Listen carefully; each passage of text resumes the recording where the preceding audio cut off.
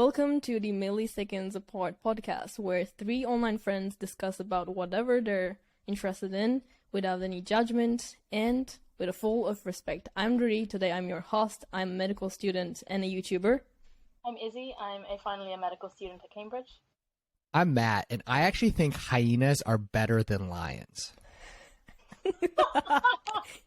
Maybe a hot take, but I think that's hyenas underrated. Lion King did not do them justice. Since I'm the host, I decided to make it a little juicy and ask my friends different questions about relationships, because these days I feel like my opinions about relationships really changed. I think I'm more interested in relationships currently, and I want to hear your guys' opinions about that. So just to clarify, we're talking about romantic relationships today. Are we also going to talk about platonic? Okay, we're talking about the juicy stuff. Got it. Yeah, juicy stuff. Whenever you both think about relationships, what's the point of them for you? Is it with the end in mind? Is it for the process itself? Or does that change based on the life situation that you're in? So for me, I'm not thinking about marriage at this moment. If I would get married, which I probably won't, because I don't think that there is need for like marry in order to have kids or in order to be partners. You can have kids without getting married. So for me, the end goal is not marriage or something. And also there's a lot of time for it. And also in my life, relationships would never ever be my priority. So for me, it's just like a fun activity. It's like sort of my friend, but like in a romantic way. So for me, it's for the fun, it's for the experience. And I don't like to be alone. I realize that these days. I just can't stand it. And I think I just want to have somebody else to share the moments that I find valuable. So I think for me, the whole process, the fun factor. What about you guys? Yeah, for me, I think I definitely resonate on this, having someone to share all these experiences with. Like if you go traveling somewhere, like if you go with someone you're very close with, then that's a memory you'll share forever. And I think it has a slightly different feeling when you're going with someone who you're romantically attached to versus someone who you're just platonically friends with. I think for me as well, I recognize that the quality of like your primary relationship and your like life partner, and that relationship there between you two is so important to predicting your long-term happiness and like satisfaction. And so for me, it's something over like the last couple of years that I guess I've been thinking about a bit more in terms of that and what kind of person I would want to be with potentially for the long term, and to be able to build those memories over time with, to be able to have someone to rely on but also be there for somebody else and have that quality relationship. So I guess that's one of the values, but I could talk about this for ages. How about you, Matt? No, I think that's a really good point about that primary predictor, where I haven't read enough into it. I just started reading into, the research and understanding exactly how much we are influenced by, in most cases, in our society at least, like having a monogamous relationship, having one partner, how much that influences our career path, our overall happiness, like the activities that we try, the activities that we do. And I think that learning more and more about those has made it for me where I've started to approach these relationships more intentionally now. So just as context, right? Like I'm 27 now and I haven't been in a serious relationship in like 9 years. And it's just been one of working on myself and working on the experience of going over actually to the UK to go on a date and put myself back into that dating realm has made me realize, wow, like there is something different about that sort of relationship. And it opened my eyes again to wanting to explore that, because to your point, Izzy, about traveling with somebody, like I've traveled with plenty of friends in the last few years and it's been amazing memories, amazing, things that we've been able to do together. But you're right. It is something that's different, right? It is something that is so different where you're sharing, like you're just building something that's more constant in life, I think. And whenever you're having a romantic relationship. And for me, I look at it where it's with the end in mind. And it's not like, oh, will I marry this person on the first date? But I'm not going to go and, I don't think at this point, date somebody unless like there's maybe a potential, right? Or like that's where to me it's leading to. It's not just about the fun factor, because I think about that. I actually do enjoy time alone. So I'm totally fine doing things by myself, but then I'm also like, I would rather deepen other friendships. But as I say all of that, it's like all of my mindset has started to shift in the last couple months about relationships. So it's like, who freaking knows? I'm just some guy who's doing my best in this whole thing. And, you know, my ideas about like, oh, it has to be about like relationships, maybe can just be about fun, right? Maybe the points that you guys are bringing up like could work, right? Maybe even be more effective there.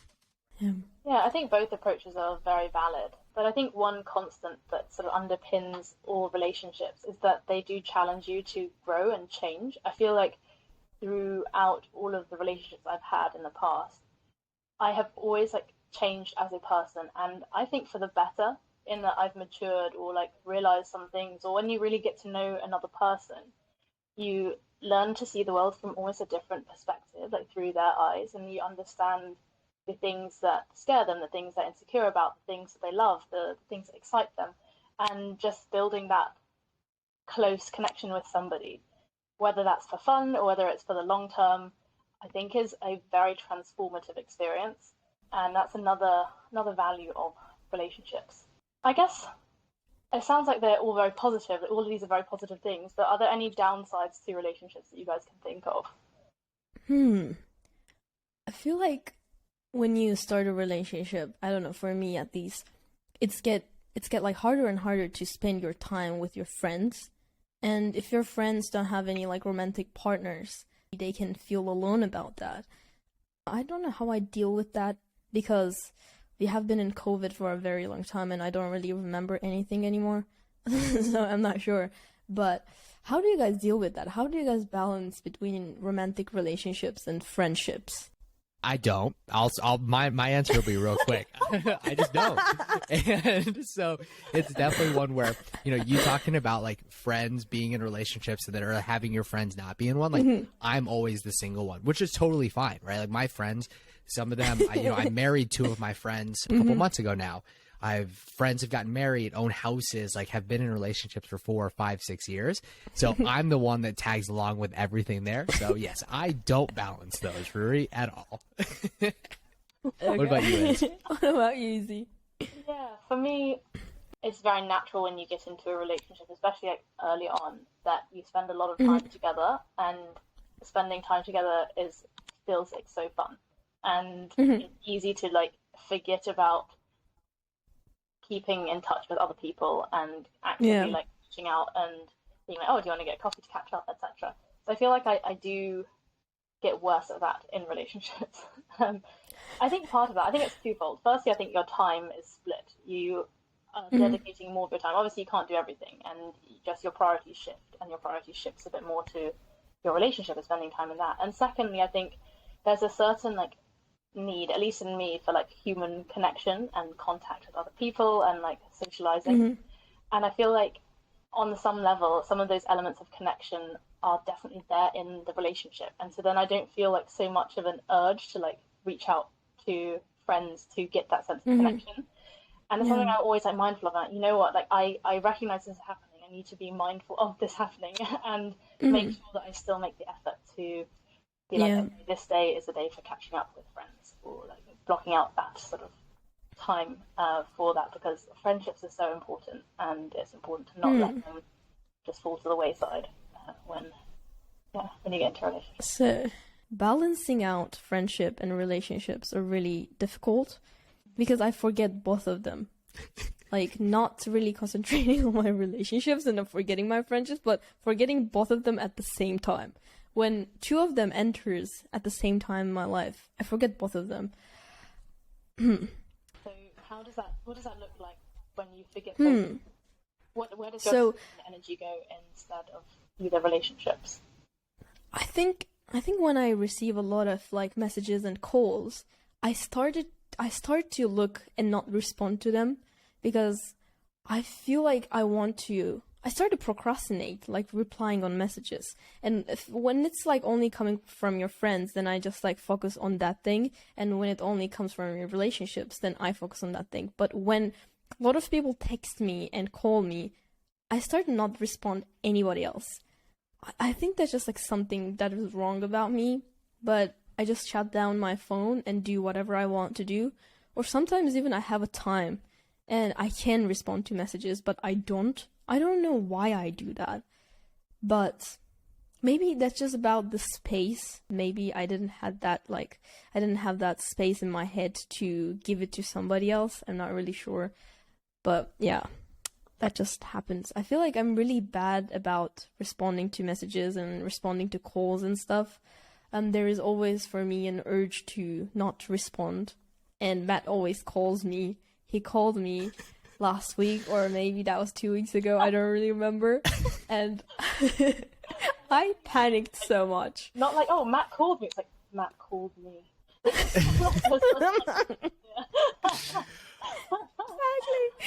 Exactly. Well, I think that's a really good point that you bring up about space, because I don't think that there's really a set rule for any of us, right? Some of us are more comfortable speaking every day to people. Sometimes it's in a weekly thing. Sometimes it's every few months. How do you manage that for both of you with your relationships? I've never been someone that wants to chat every single day or call every single day. I always hated that. But I feel like that's something that my mom really influenced me. She really hates 3 questions. What are you doing? Where are you at? And who you are with? These are the 3 forbidden questions to ask my mom. We really hated these clingy relationships. So I feel like that really influenced me. And most of my relationships were in the same school. So I see them every single day and I don't want to really talk to them when I go back home. But, you know, I also had relationships outside of school. And that time, for me, once a week is enough. And sometimes even once a month is also enough. Because when the conversation is not really deep, I don't think there is needance to talk about like what are you doing, how are you feeling, and those stuff. I don't like these shallow conversations, and I feel like it's just like a waste of time. If you have really that bond between that like person, you don't really need to communicate that often. I see my best friend once a year, and our relationship is, I don't know, we've been like 8 years friend. And I truly believe that. So most of the time I just send a Calendly link and then we have a Zoom call, whatever. And that's how I chat personally. But some people love calling every day. What do you guys think? Yeah, I'm a bit similar to you, maybe sort of in some ways, in that I'm not really a big, I really don't like texting. I find that these ongoing text exchanges, there's too many to keep hold of, and I feel like it's not a genuine sense of connection. I'd rather be like, do you want to do a catch-up call, or do you want to like meet up for a coffee or just a chat or whatever? So I feel like texting is just like a means to further connection, or otherwise like I don't see the value in solely texting really. I don't really want a pen pal necessarily, like at least not with everybody. Yeah, my Chinese language buddy, but that's the only one. So it's sort of, I don't know, I'm quite similar in that I wouldn't text people unless I want to meet them or want to arrange something. In terms of like romantic relationships, I think I'm not a big texter. I'd rather call or video call or just meet up. Is probably the gold standard. How about you, Matt? Yeah, I text the 2 of you, honestly, way more than anybody else. It's bizarre. Like, it's actually bizarre. I don't like, just because I'm with you, like texting to me is a means to the communication. It's, we're meeting up here, we're going to talk here. But even those I find to be super inefficient, which is the reason that I typically just call people and say, hey, what are our things going to be? Let's figure this out.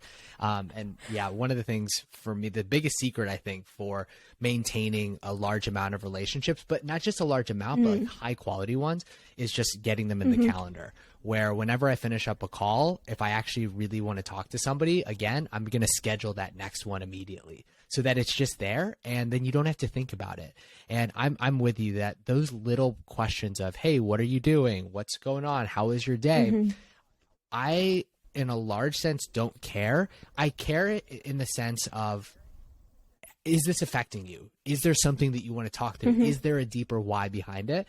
But if it's just going to be listing things off during the day, right? Like I think that we're okay, right? I'd rather just enjoy silence with somebody or like work on something individually. So that's kind of, that's how I take it. And I can't speak from the experience of romantic ones, so we'll leave that at that for now. Okay. So actually, this is a question that I always discuss with my friends. So I'm gonna ask you guys: do you guys believe in love at first sight, or do you guys think that love at first sight is something shallow? What do you guys think? I don't really believe in love at first sight. Really? Yeah, I don't really believe in love at first sight. I think you can have attraction at first sight. You can look and be like, wow, they're a very aesthetic human being. They are pretty cool. And be attracted to the way that they look. But I feel like love is something that is very much based on, for me at least, very much based on personality and like chemistry and connection. And so even if someone is really good looking, if I don't get along with them or we don't have that kind of click of personalities, I won't feel anything further for them. This is just my personal experience, and I feel like for me that experience of love needs more than that. It needs a certain level of attraction, and it also needs a connection that's sort of built over time. I feel like love is something that is built for me over time. It's kind of gradually. I feel like when that person is like really attractive to me, it doesn't have to be the outer looking. It can be even their like vibe, maybe their voice tone, the way they speak.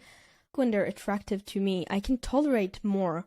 Even like the things that I won't love and I would hate, if that person is attractive enough, I can tolerate that. That's something that I realized about myself. And I can change my opinions about that because the whole motto that I have is that there is nothing wrong nor right. Maybe it's about the importance of outer looking or the vibe generally in a relationship. Is it really important for you, Izzy, or you don't care about it? I'd say it's quite important. It's not the most important thing, because I find it's actually similar to you, but almost the other way around. If I have a connection with someone, then I am more likely to like them, like no matter like what they look like in a way. Oh, really? If they're, let's say, like an average looking, or like the first time, it's, oh, they're cute, but like they're just like okay. Then I get to know them, and then there's that depth and that connection. Then I'll be like, oh, they're actually like, beautiful, and I see them as more physically attractive, and like I learn to like love their vibe and their aesthetic more over time. Oh, really? I guess it's interesting because like it kind of goes both ways in a way. Like if they, I guess for you, if they have a really great aesthetic, then the connection you're more forgiving on. For me, if I have more of a connection with someone, then their aesthetic I'm more like flexible on. Yeah. What about you, Matt? What are your thoughts on this? I definitely tend more to have the same mindset as Izzy in this sense, because one of the things that I honestly got to think about is with a potential relationship, if say like I got caught up in a bomb and like completely disfigured or like completely disabled, something like that, or the same thing happened to the other person, would I still want to be with this person? Because I think that there's something that's so important about attraction, right? And I think that maybe this is ignorant to say, but it's silly to say that attraction doesn't matter at all, because I think that just naturally who we are as humans, it does. And so there's that certain attraction bit where I think that there's attraction at first sight. I agree that I don't think that there's love, just because to me, like, love takes a while. It takes that understanding. It takes learning about a person to really find. But I think that there's great attraction, right? There's just certain people that stop us in our tracks and say, whoa. And maybe that's a certain like way their face looks. Maybe it's a certain way that they dress. Maybe it's just the energy that they give off there. But for me, I've definitely had the experience multiple times where I get to know somebody and they become more and more attractive because maybe it's certain values that they have. It's certain ways that we communicate, stuff like that. And I just think about how the body at some point, maybe it's 60 years from now, maybe it's tomorrow, right? They just completely change. And so that is a lot less permanent for me as opposed to maybe some of the ideas or values. I agree, Ruri, that I think that we can have our opinions changed at any time. But to me, those opinions, those values, those morals, those ideas are a little bit more lasting as opposed to the aesthetic. So that's kind of why I tend towards that direction. I see, like for me, I do think about this as like a scorecard. Think about it as a human from 0 to 100, and 100 is really attractive. Let's say looks can be 100, and also the personality can be 100. So from a total, you can get 200. But, 100 is okay for attractiveness for me. And if that is like 80 outer looking and 20 personality, I'll take that too, because that's 100. And if that's like 80 personality and 20 like outer looking, that's also 100. And I'll take that too. So for me, both of them are equal, like from the score perspective. So that's why I always think about like, if, let's say, if my partner had some sort of like an accident and their looks change, maybe their looks were like 80 and the personality was 20, but with the time you develop that relationship, and then the personality part gets bigger and bigger, so it maybe like goes about 100. And if they're like outer looking destroys and like, I don't know, like in some way, and that goes like down to 10. But if they personality develop to 90, that's okay too. So that's how I like to think about it. When I say I do really appreciate outer looking, people say like, what are you gonna do if they change? It's like, that's the mindset that I have, like that whole scorecard system, I would say. Yeah, that's quite a nice way of conceptualizing it, actually, because it includes like the fact that over time, as you get to know someone, the personality element grows over time, but you still need that like initial attraction. Yeah. And I'm completely with you that I think often people say that attraction shouldn't matter, it should all be about personality, but I think it's important to like genuinely feel that it's almost like an instinct where when you are attracted to, that is really important in a romantic relationship. I feel like that's part of the difference between a romantic relationship and a platonic one, is that there is something more. And I think trying to deny that completely is idealistic, but not realistic. Yeah, because I think, what is the difference between romantic and platonic relationships? Often, isn't it just that there's some sort of sexual chemistry there? Like, what really is the difference between the two? And so whenever we're talking about, like, we can have a great personality with somebody, why can't that person just be a friend, even a friend that you converse with all the time, right? Like to kind of counter that idea of, yeah, like, attraction doesn't matter at all. And granted, maybe people genuinely feel that. I would just find that so hard to believe that it's like, yeah, attraction doesn't matter one bit. Like, I find this person physically repulsive, but I just absolutely like love them, things like that, right? Aren't there also studies there about, I'm trying to look it up, where like attractive people generally do get the benefit of the doubt in different areas, whether it's with hiring or whether people just like them more. But at the same time, there's also a drop off where if they don't, quote unquote, fulfill the promise, right, of that, whatever that is, then there's also the drop off of like a rebound effect. Or am I making that up? I definitely thought that I heard or read that somewhere. I think there's quite a few studies that cover that kind of thing. There's one study that is quite interesting, which is very applicable to this conversation. I think I might be wrong, so to any listeners out there, please forgive me if I'm quoting this wrong. But I think there was a study on college students and they did a survey at the start of the semester when they were all new and they were like just meeting each other for the first time, and then at the end of the term, and just trying to get them to rank who they thought was most attractive in their cohort, in their class. And I think at the very start, it was fairly obvious that there were a few people who were like the most objectively attractive, the most conventionally attractive, who were getting all the votes. But then, interestingly, by the end of term, that had diversified so much, and people had ranked people who they'd got to know better and had become attracted to based on personality and other traits. And so then it became more varied in who was the most attractive, and it wasn't so clear that like these are the most objectively, conventionally attractive people. So I guess that's like the element of personality coming into play and like getting to know someone, which maybe in terms of looks and aesthetics, people are often quite similar in terms of like what we find attractive. There is a kind of standard of beauty, which is a bit problematic sometimes, but realistically there are people who everyone agrees are very good looking. But then obviously the personality match is such a variable thing, and you can't really predict that. You can't just say this is an objectively attractive personality for everyone. You just can't say that. And so I really liked that study because I feel like it really highlights the importance of having both good looks, but also having that match and that connection. I like how that goes along with Rory's idea about the scorecard, where these things are dynamic, right? They're constantly changing just based on us getting more and more information. When talking about like good personalities, what do you guys consider as like attractive personality trait? You know what Izzy's going to say is growth mindset. I don't know why I remember that from a conversation we had before on this, but I know that was going to come up. Yeah, mine first and foremost is... How do I say growth mindset without sounding really cliche? No, I was just like, yeah, Izzy's thinking growth mindset there. Mine's kindness first and foremost. You know, I think that if somebody's not kind, it just won't work for me. Where it's just like a kind person, somebody who just exudes that good energy, and it doesn't need to be outward. Like, you know, sometimes I feel as though I'm a little bit rambunctious and a little bit over the top with things. It doesn't need to be that. It just needs to be like, okay, you know this is a good person, which is so vague, but you know that that's it. But then, yeah, I would agree with the growth mindset in terms of just somebody who's growing in different ways. And I used to think it had to be the exact same ways as me.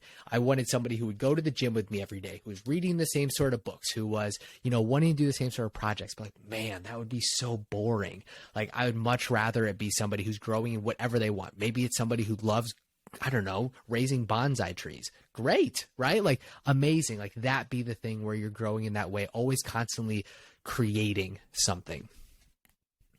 Yeah, what about you, Ez? Definitely with growth mindset train, and that I feel like having different interests actually is sometimes a good thing. So I'm completely with you on just generally seeing the world as full of possibilities and opportunities and ways that you can grow. I feel like, you know, there's that quote that you become the average of the 5 people closest to you, or something to that effect.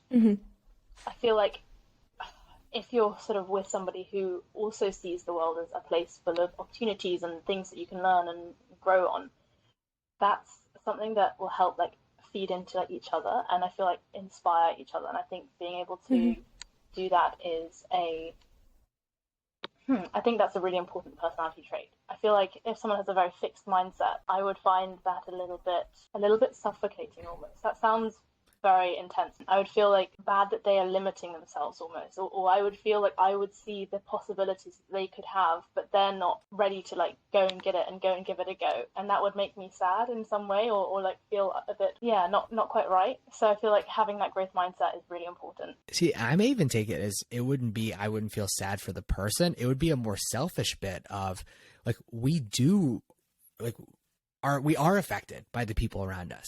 So to have a sort of, and I guess if we define fixed mindset as things just are the way that they are, it's how exactly do we define it? I was trying to think about that. How do we define a fixed mindset? I think it's something along the lines of like believing that talents and abilities are born with and like they're fixed, and you can't grow or learn new things. And that, like, let's say if someone else is like really good at XYZ, you're like, oh, they're just naturally really good at it. I'm naturally not good at it. But actually, if you go behind the scenes, there's often years of work and study and practice behind that has grown them to that point. So I feel like the fixed mindset is like where you feel limited by natural born talent or like the natural way of things, and you don't feel empowered to change that. I feel like this does apply in relationships as well, and that I agree with like the slightly more selfish aspect, in that if you are with someone who has a fixed mindset, if there's some problem in the relationship, for example, someone with a fixed mindset is more likely to be like, oh, this is inherently a problem with the relationship that we cannot grow through or cannot work on. But someone with a more growth mindset will be like, you know what, this is a problem, we can try to work on it, let's try these steps. Sort of that difference between the two. So it does have practical implications for how easy it is to have a relationship and how much growth and inspiration you will get from it. Yeah. What about you, Rory? Yeah. I think growth mindset is also really important, but for me, I think there is something significantly important is optimism. My dad is really pessimistic, and my mother is really, really optimistic. Like, they're totally different. And the thing that I realize is that when something bad happens, my mom always can find like some sort of a value to that and maybe opportunity in that situation, and she can grow from that. But my dad, he can only see the like bad things about that, and he can be really influenced about like bad things happens. And even when the things are good, because my dad always sees the bad like sides of it, he can never be happy. And my mom always told me, don't ever marry someone else that is pessimistic, because even at your happiest moment, they're just like focusing on that side. So for me, like, optimism is really important. When it comes to me, I'm not that optimistic. I think I'm like more realistic. So I would really appreciate someone else that is optimistic so that I can be happy with that person. So for me, I think that is the number one thing. But it also ties up to the growth mindset, because they see opportunities, they can grow. So yeah, it affects the both way, I would say. I feel like having an uplifting outlook and sort of a belief that things are going to be okay, having that like emotional stability and positive skew on things, along with obviously very important characteristics like kindness and like loyalty and things like that. I feel like they're all very key personality traits. See, and it's interesting you guys bring those up, because sometimes I think those are, to me, just table stakes. Like, I don't even think about those anymore, but where like kindness or loyalty or like, you know, even optimism. And it's fascinating how that can shift in our heads, where I like how you put it there, where it's like something where you know you're not maybe the most optimistic person, but that would lift you up. So you're kind of like in the middle of it, and like to find somebody to drag you up. And because we can do that for other people, but also seeking out partners who complement us in that way. And I think that going about with like, as we maybe evolve or as we grow over time, certain things that become whatever, right? Or that at one point are like, oh, this is the dream. Maybe those just become table stakes as we get to meet more and more people, where then we start to like just up our standard, and which I think is an amazing thing for us to do. Where at the very start, we probably all had those things at the very start, where the first person that we're attracted to, the first relationship we ever have, it's like you're just happy that somebody wants you. But then as you start growing more and more, and you start seeing like, okay, but I'm not going to settle for this, and then now I'm not going to settle for this and this and this, because I think that we can settle for a lot of things in life. I think romantic relationships, if we decide to settle on that, going back to how much it influences us, that can be a pretty dangerous place to be. Wait, one thing too, I wanted to flip the question. What are the things that you find the most unattractive? For me, I think when somebody is really angry, and if they have like anger issues, that's just like a really big turn on to me, because I feel like my partner has to be really patient with me and my personality. So for me, somebody else who's having anger issues would not work on, I would say. What about you, Izzy? Yeah, I think I agree on with the anger issues.